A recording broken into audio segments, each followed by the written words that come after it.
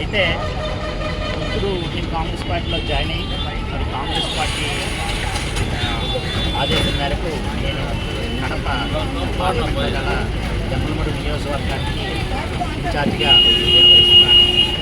అయితే నందమూరి తారక రామారావు గారు ఆ రోజున ఎంత సినిమాని ప్రభావితం చేశారో, ప్రజలను ప్రభావితం చేశారో, పేదలను ప్రభావితం చేశారో అంతకంటే గొప్పగా ప్రభావితం చేయగల వారసుడు ఎందుకంటే ఎన్టీఆర్లో గల కొన్ని అప్పుడులో అతను కేవలం పౌరాణిక నాటకాలకి కొన్నిటికి పరిమితమై ఉండేవారు.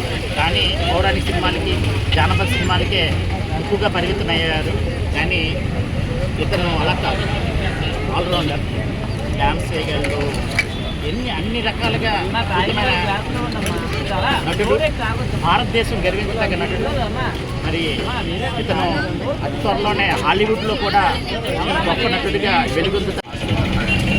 సో మేమందరం నందమూరి వీరాభిమానులు. సింహాచలం మా నాన్నగారు అయితే వీటి నుంచి మా బాబాయ్ అయితే వీరాభిమానులు.